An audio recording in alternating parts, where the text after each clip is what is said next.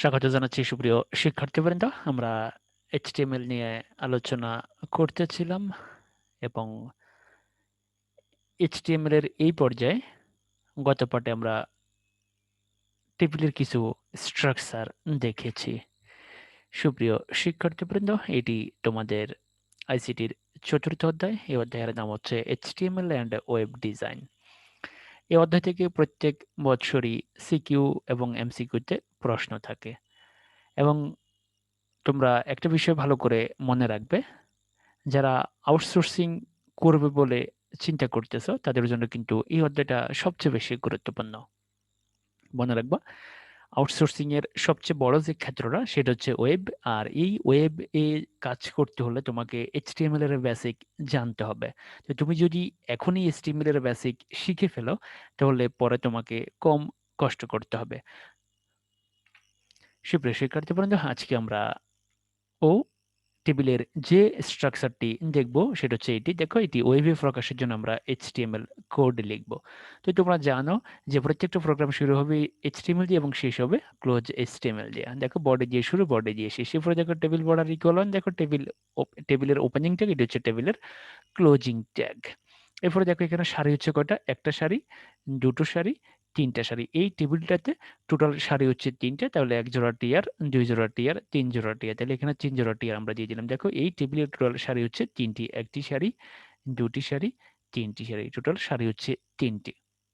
এখন দেখো এই সারির, দেখো প্রথম সারি, এটা হচ্ছে প্রথম সারি, কিন্তু প্রথম সারির এই যে উপাদানটা, প্রথম সারির এই উপাদানটা কিন্তু দুটি সারির স্থান দখল করে নিয়েছে। খেয়াল করো, এই রেখাটা এইভাবে যাওয়ার কথা ছিল, তোমরা ভালো করে খেয়াল করো, এই রেখাটা কিন্তু এইভাবে যাওয়ার কথা ছিল, তাহলে এই উপাদানটা কিন্তু দুটি সারির স্থানকে দখল করে নিয়েছে। ঠিক আছে, তাহলে দেখো এই সারিতে টোটাল, অর্থাৎ এটাকে আমরা প্রথম সারির সাথে কল্পনা করবো। আমরা প্রথম সারিটাকে এইভাবে চিন্তা করবো। দেখো আমরা প্রথম সারিটাকে এইভাবে চিন্তা করব। দেখো প্রথম সারিকে আমাদেরকে এইভাবেই চিন্তা করতে হবে। তাহলে এটা হচ্ছে প্রথম সারি।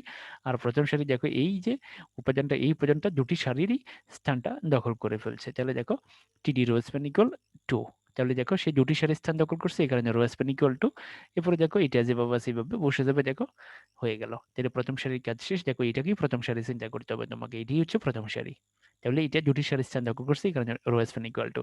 ঠিক একইভাবে এবার দ্বিতীয় সারি, দ্বিতীয় সারিতে দেখো দুটি উপাদান, তোমাকে দ্বিতীয় সারিটা এইভাবে চিন্তা করতে হবে। দেখো দ্বিতীয় সারিটা এইভাবে যাবে, এটি হচ্ছে দ্বিতীয় সারি, এটা হচ্ছে দ্বিতীয় সারি। তাহলে এই যে উপাদানটা, এই উপাদানটা তো নর্মালি একটা সেলে দখল করছে, কিন্তু এই যে উপাদানটা দেখো, এই উপাদানটা কিন্তু দুটি সারির স্থান দখল করছে, সে এই অংশটাও দখল করছে, সেই অংশটাও দখল করছে। তাহলে দেখো টিডি 4 আর দেখো এখানে টিডি রো স্প্যান ইকুয়াল 2। তাহলে দেখো এই দুটি সারির স্থান দখল করছে। দেখো দ্বিতীয় সারি, এইটুকু নিয়ে হচ্ছে দ্বিতীয় সারি।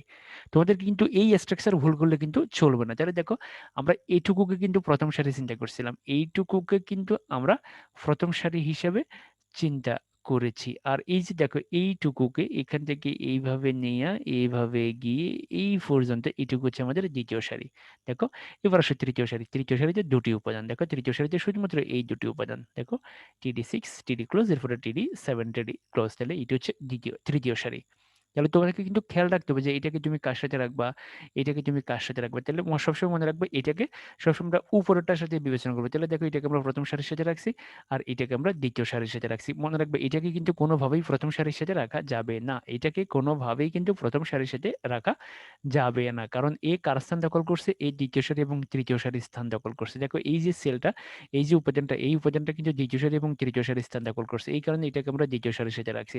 আর এই যে উপাদানটা, এই উপাদানটা কিন্তু প্রথম সারি এবং দ্বিতীয় সারির স্থান দখল করছে, এই কারণে তাকে আমরা প্রথম সারির সাথেই রেখেছি। তো এটাকে যদি এখন আমরা নোটপ্যাডে রান করি তাহলে কি হয় সেটা একটু দেখে নিই।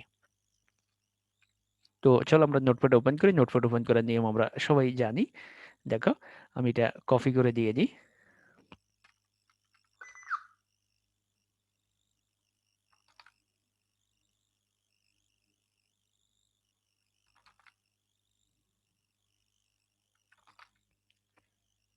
দেখো এটা সেভ করব। তোমরা জানো যে ফাইলের নাম সেভ করে তার সাথে HTML অথবা HTM যে কোনো একটা দিতেই হবে।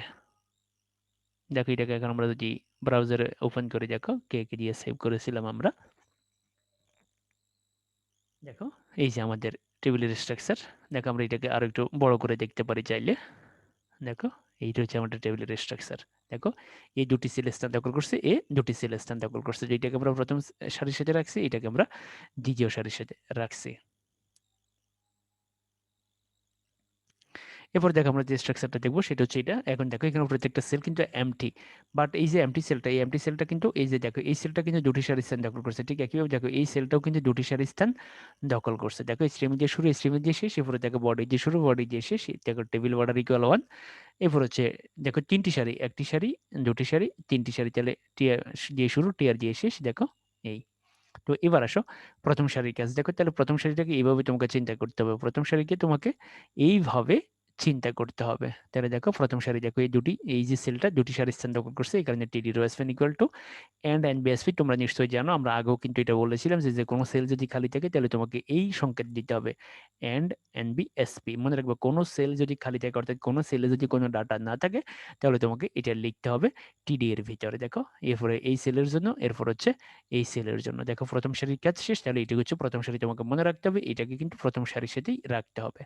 এবার আসো দ্বিতীয় সারি, দেখো দ্বিতীয় সারিতে দেখো টিডিএন বিএসপি, দেখো এই সেল আর এই যে দেখো সেলটা, এই সেলটা কিন্তু দুটি সারি স্থানকে দখল করছে, এই সেলটা এই সারি এবং এই সারি দুটি সারি স্থান থেকে দখল করছে, এই কারণে টিডি রোসপেন ইকুয়াল টু।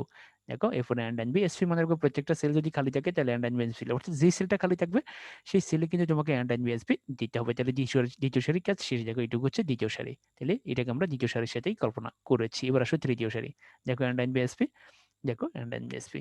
তাহলে দেখো এই যে এটা যদি আমরা রান করি ব্রাউজারে, তাহলে দেখো আমরা কি পাবো।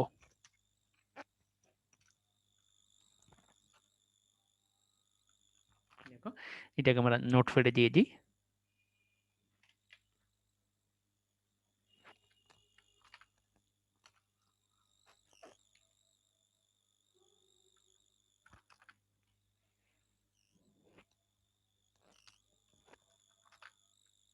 দেখো এটাকে আমরা সেভ করলাম, সেভ করে যদি এখন এটাকে আমরা ব্রাউজার ওপেন করে দেখো আমরা কি পাবো। দেখো এই যে এটাই আমাদেরকে করতে বলছে।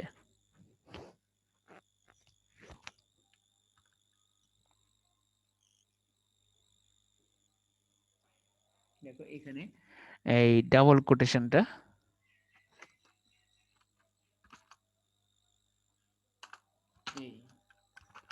মানে কোটেশন দিতে যদি ভুল হয় তাহলে কিন্তু রেজাল্ট ভুল হবে। দেখো এই যে হয়ে গেল এখন আমাদের, দেখো এই যে সেলটা, এই সেলটা দুটি সারি স্থান দখল করছে, এই যে সেলটা, এই সেলটাও কিন্তু দুটি সারি স্থান দখল করছে।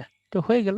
তাহলে তোমাকে মনে রাখতে হবে যে ডাবল কোটেশন দেখো কিভাবে দেয়, ইংরেজিতে ডাবল কোটেশন এভাবে দেয়, এটা কিন্তু খেয়াল রাখতে হবে। ডাবল কোটেশন কিভাবে দিতে হবে, ডাবল কোটেশন দিতে যদি ভুল হয় তাহলে কিন্তু ফলাফল প্রদর্শন করবে না। এবং মনে রাখবা কোনো সেল যদি খালি থাকে, যেমন যদি আমি এখানে কে দিই, দেখো সে কে দেখাবে, মনে রাখবে যে সেল খালি থাকবে, দেখো এখানে কে দেখাচ্ছে, যে সেল খালি থাকবে, যদি মনে করো যদি সেল খালি থাকে তাহলে তোমাকে এই সংকেতটা দিতে হবে, এন্ড এন্ড বি এসপি।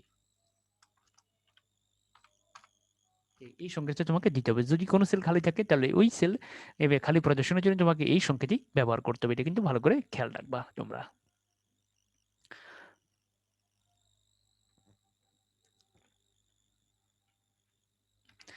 এই দুটো টেবিল তোমরা অবশ্যই করবে, এই দুটো টেবিল তোমরা অবশ্যই অবশ্যই প্র্যাকটিস করবে। এই টেবিলটা কিন্তু খুব সম্ভবত গত বছর পরীক্ষায় এসেছে কুমিল্লা বোর্ডে।